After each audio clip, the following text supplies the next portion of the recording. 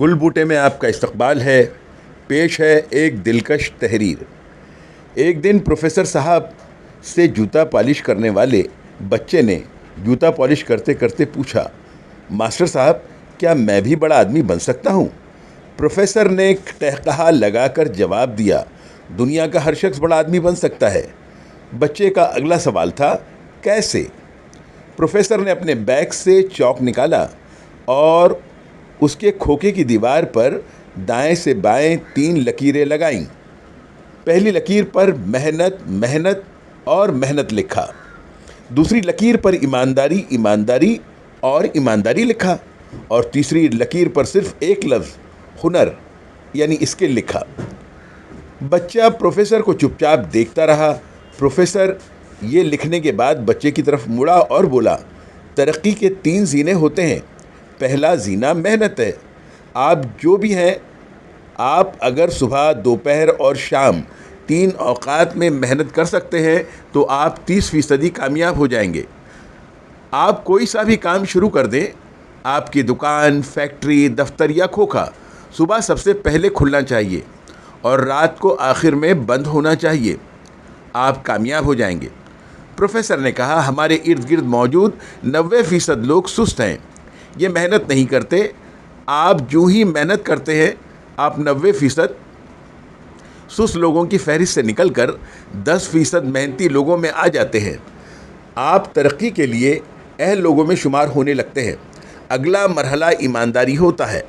ایمانداری 4 عادتوں کا پیکج ہے: وعدے کی پابندی، جھوٹ سے نفرت، زبان پر قائم رہنا اور اپنی غلطی کا اعتراف کرنا۔ آپ محنت کے بعد ایمانداری کو اپنی زندگی کا حصہ بنا لو۔ وعدہ کرو تو پورا کرو، جھوٹ کسی قیمت پر نہ بولو۔ زبان سے اگر ایک بار بات نکل جائے تو آپ اس پر ہمیشہ قائم رہو اور ہمیشہ اپنی غلطی کو، کوتاہی اور خامی کا آگے بڑھ کر اعتراف کرو۔ تم ایماندار ہو جاؤ گے۔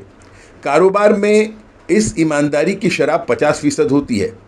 آپ پہلے 30% محنت سے حاصل کرتے ہیں، آپ کو دوسرا 50% ایمانداری دیتی ہے، اور پیچھے رہ گیا 20%، تو یہ 20% ہنر ہوتا ہے۔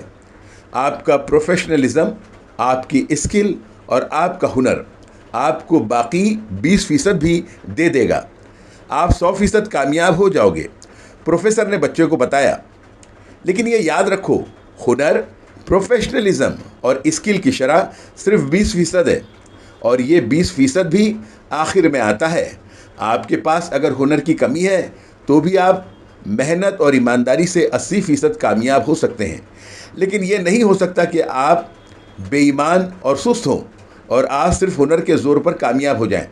آپ کو محنت ہی سے سٹارٹ لینا ہوگا، ایمانداری کو اپنا اوڑھنا اور بچھونا بنانا ہوگا، آخر میں خود کو ہنرمند ثابت کرنا ہوگا۔ پروفیسر نے بچے کو بتایا، میں نے دنیا کے بے شمار ہنرمندوں اور فنکاروں کو بھی بھوکے مرتے دیکھا۔